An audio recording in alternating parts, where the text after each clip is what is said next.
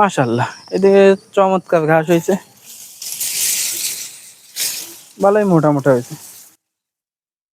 আসসালামু আলাইকুম দর্শক বন্ধুরা, এই যে বিকেল বেলা ছোট ছোট ঘাসের জমিতে আসছিলাম। এই যে দর্শক বন্ধুরা দেখতে পাচ্ছেন এই সাইডে অনেক ঘাস আছে, এই যে তারপরে এইদিকে আছে।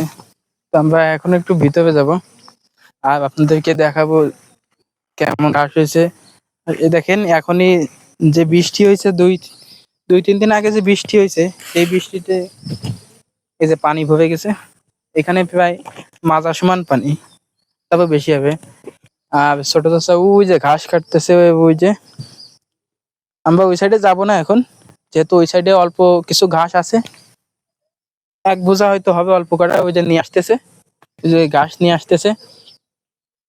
এবার এই সাইড দিয়ে কাটা হবে, এখান থেকে কাটা হবে, তারপরে আপনাদেরকে দেখাবো। আপনারা তো দেখতে পাচ্ছেন এদিকে কেমন কিভাবে ঘাস হয়েছে। তো দর্শক বন্ধুরা দেখেন এদিকে কেমন ঘাস হয়েছে, এই সাইডেও প্রচন্ড পরিমাণ হয়েছে। আসলে এইখানে দেখেই বোঝা যাচ্ছে যে পরিমাণ ঘাস হয়েছে, মানে অনেক হয়েছে। কিন্তু আমার মনে হয় এই যে যে কাটতেছে, এগুলো আরো গোড়া থেকে কাটলে ভালো হইতো, তাহলে দেখা যাচ্ছে গোড়া থেকে কাটে দিলে অনেক ভালো হবে। আমি যেভাবে কাটি আপনারা তো দেখেন, ঘাসটা কাটার পরে যে উঁচু উঁচু থাকে, ওটা মাটি থেকে একদম সমান করে কাটে দিই, যাতে ওই ফোটা ভালো হয়। কিন্তু এইখানে কাটা একটু উঁচু থেকে কাটা হয়ে যাচ্ছে, এছাড়া আর তেমন কোনো সমস্যা না। আর এই যে দেখতে পাচ্ছেন এই জমিতে এখন ভরপুর পানি আছে, মানে রস আছে। আর সাইডেই তো দেখতে পাচ্ছেন এই যে বৃষ্টির পানিতে ভরে গেছে, দুই তিন দিন আগে যে বৃষ্টি হয়েছে সেই বৃষ্টিতেই ভরে গেছে।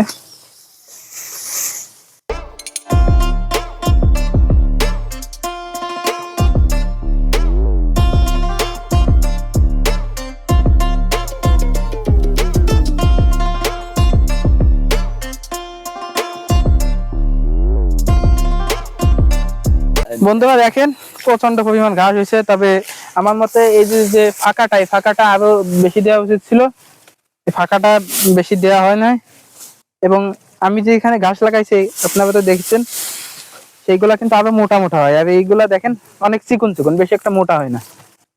আর আমার ওইগুলা প্রায় সবগুলাই এর থেকে মোটা থাকে, এর থেকে মোটা থাকে। যদি অনেক লম্বা হয়ে যায় তাও এর থেকে মোটা থাকে, বেশি একটা চিকন হয় না। এখানে আর একটু ডিস্টেন্স দিলে ভালো হইতো। দেখেন এখানে কমপক্ষে এক হাত তো ফাঁকা দিতে হবে, কিন্তু এক হাত তো ফাঁকা দেওয়া হয় নাই। তো দেখেন এখানে প্রায়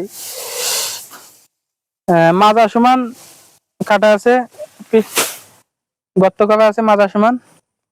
এবং এই সামনে বর্ষাকালে তাও এইখানে পানি উঠে যায়, সেটা তো আপনারা গত কয়েকদিন আগে দেখছেন। গত বছরে যখন বৃষ্টি হয়েছে এখানে পানি উঠে যায়, এভাবে উঠবে তবে বলা যাচ্ছে না, এভাবে বেশি ওঠে কি। তো দর্শক বন্ধুরা, এখানে আর বেশিক্ষণ থাকবো না।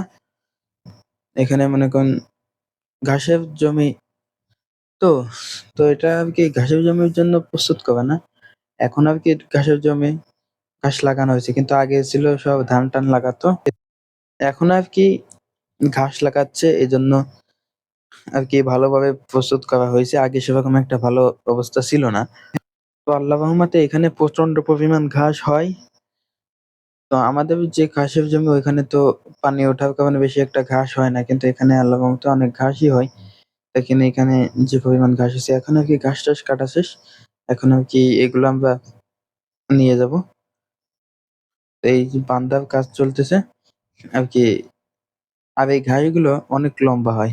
আমার তো মনে করেন আমাদের বিশেষ করে পানি দেওয়ার একটু সমস্যা, এজন্য আর কি তেমন একটা সার দিতে পারি না। একবার সার দিয়েছিলাম, তাতে আলহামদুলিল্লাহ অনেক ভালো হয়েছে ফলন। আর এখানে সবসময় লাগে, তো মনে করেন গোবর আছে অনেক, এই জন্য এইখানে দেখা যাচ্ছে একটু সারটা বেশি দেওয়া পড়ে, যেন ঘাস অনেক লম্বা হয়েছে।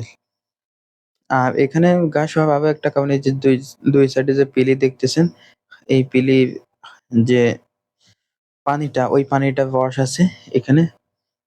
সময় অনেক হয়ে গেছে, সন্ধ্যা হয়ে যাচ্ছিল, এই জন্য আর কি এখন নিয়ে যাওয়ার জন্য নিয়ে যাচ্ছিলাম। এগুলো এক একজন করে আমরা নিয়ে যাবো।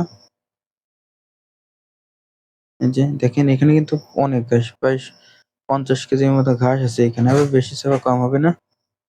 এখানে অনেক ঘাস হবে। এই ঘাসগুলা তো আমাদের ঘাস সবই আনা শেষ। এইগুলা এখন যে কুচানো হবে মেশিনে। তো এই ছিল আমাদের আজকের ভিডিও। আমাদের জন্য দোয়া করবেন। আসসালামু আলাইকুম ওয়া রাহমাতুল্লাহ।